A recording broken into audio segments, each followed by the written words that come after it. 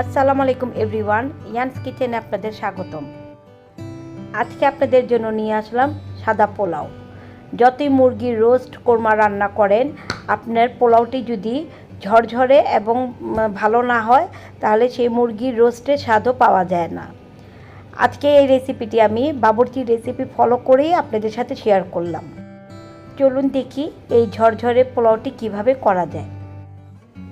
আমি এখানে একটি ভারী পাতিল নিয়েছি। সাধারণত নন স্টিকের মধ্যে আপনারা পোলাও রান্না করলে পোলাওটা তেমন ভালো হয় না। এরকম পাতিলে একটি পোলাও রান্না করবেন, আপনাদের পোলাওটি খুব ঝরঝরে হবে। এর মধ্যে 2 টেবিল চামচ আমি ঘি দিয়েছি এবং 4 টুকরা দারচিনি ও 4টা এলাচ দিয়ে দিয়েছি। এখন ঘিয়ের মধ্যে এটাকে কিছুক্ষণ ভেজে নিব। হাফ কাপের মতো পেঁয়াজ কুচি প্রথমে কিছুটা ঘিয়ের মধ্যে ভেজে তারপর আমরা এর মধ্যে তেল দিব। প্রথমেই তেল দিব না, ঘিয়ের মধ্যে পেঁয়াজটাকে কিছুক্ষণ একটু নেড়ে চেড়ে নিব।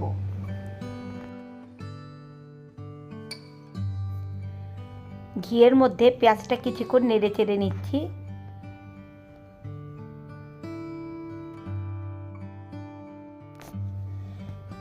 এখন হাফ কাপের মতো এখানে আমি তেল দিয়ে দিয়েছি।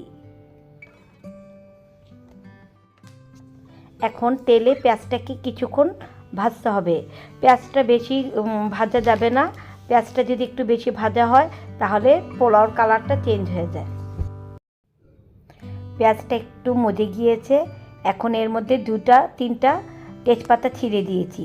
পেঁয়াজটা বেশি কালার করা যাবে না, তাহলে পোলাওর সেই সাদা ভাবটা আর থাকবে না, একটু কালারটা চেঞ্জ হয়ে যাবে। এখন কিছুক্ষণ একটু নেড়ে চেড়ে নিচ্ছি। এখন এর মধ্যে 1.5 টেবিল চামচের মতো আদা রসুন দিয়ে পেঁয়াজের সাথে একটু ভালো মতো কষিয়ে নিব।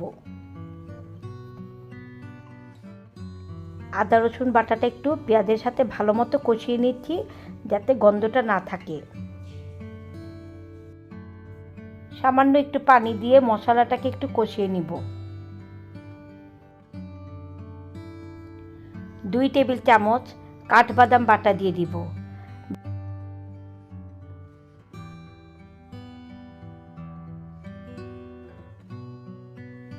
বাবুর্চিতে রেসিপি খুব রিচ হয়। বাদাম বাটাটাকে একটু পেঁয়াজের সাথে কষিয়ে নিব। এই মশলাগুলো ব্যবহার করে আপনারাও বাসায় বাবুর্চির মতোই ঘ্রাণ পাবেন। বাবুর্চির মতো রেসিপি ঘরেও করা যায় যদি সেই রেসিপিটা ফলো করে করেন।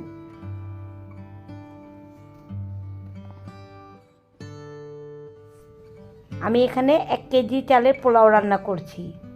চালটাকে ধুয়ে নিয়েছি। এখন আমি এটাতে চালটা দিয়ে দিব। চালটাকে ধুয়ে ঝরিয়ে নিয়েছি।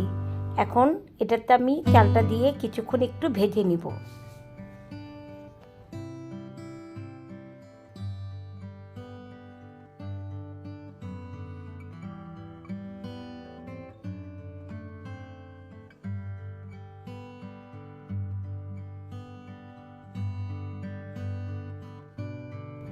নেড়ে চেড়ে নিব। খুব বেশি নাড়াচাড়া করা যাবে না, তাহলে চালটা ভেঙে ভেঙে যাবে। একটু আমরা তেলের মধ্যে চালটাকে ভেজে নিব, তাহলে চালটা খুব ঝরঝরে থাকবে। খুব বেশি নাড়াচাড়া করলে চালটা আবার ভেঙে যাবে। তলায় যেমন না লাগে এভাবে একটু উপর নিচ করে নেবেন। সব সময় চেষ্টা করবেন একটু বড় পাতিল নেওয়ার, তাহলে একটু ঝরঝরে থাকবে। এখানে আমি 1.5 কেজির মতো পানি নিয়েছি। 1 কেজি চালে 1.5 কেজি পানি ব্যবহার করবেন। এই পানি থেকে 1 কাপ পানি আমি তুলে নিয়েছি। যতটুকু পানি তুলে নিব ততটুকু আমি এখানে লিকুইড দুধ দিব। 1 কাপ এখন আমি এটাতে লিকুইড দুধ দিয়ে দিয়েছি।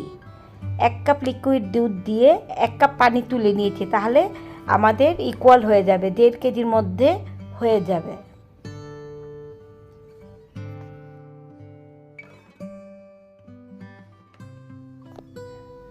দুই টেবিল চামচ আমরা গুঁড়া দুধ দিয়েছি।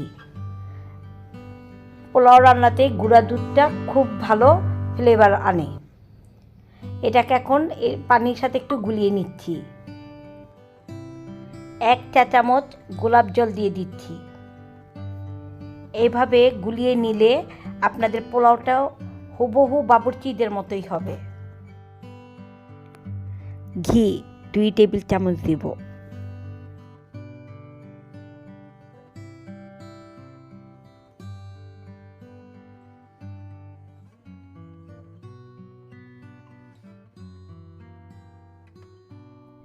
আমাদের চাল ভাজা হয়ে গিয়েছে, এখন আমরা সেই পানিটা দিয়ে দিচ্ছি। এটাকে এখন একটু নেড়ে বলক আসার অপেক্ষা করব।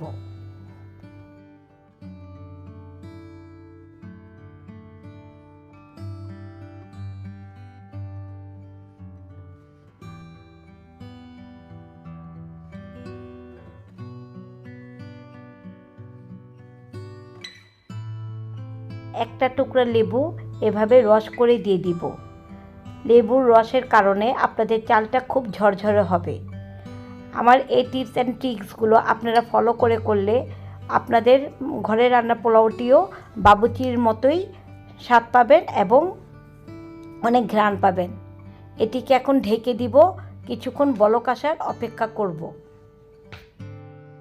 বলক আসার পর পানিটা শুকিয়ে যাবার অপেক্ষা করব।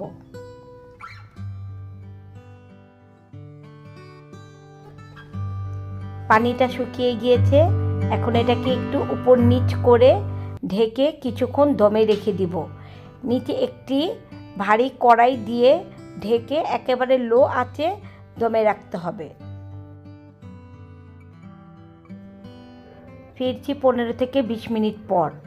দেখুন আমাদের চালগুলো কত ঝরঝরে। আমরা এটাকে একটু হালকাভাবে উপর নিচে করে নিব। আমাদের চালটা হয়ে গিয়েছে, খুব বেশি নাড়াচাড়া দিবেন না, তাহলে ভেঙে যাবে।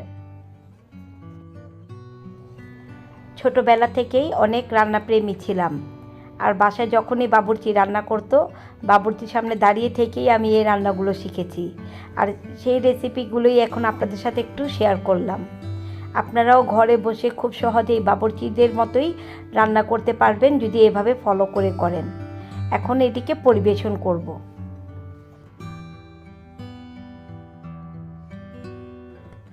উপরে একটু পেঁয়াজ বেরেস্তা দিয়ে দিয়েছি। আপনারা আপনাদের পছন্দ মতোই পরিবেশন করুন। আর হ্যাঁ, আমার চ্যানেলটিকে সাবস্ক্রাইব করতে ভুলবেন না প্লিজ। অনেক কষ্ট করে আপনাদের জন্য রেসিপিগুলো নিয়ে আসি। আপনারা একটু কমেন্ট করে জানাবেন আমার রান্নাটা আপনাদের কাছে কেমন লেগেছে। ধন্যবাদ।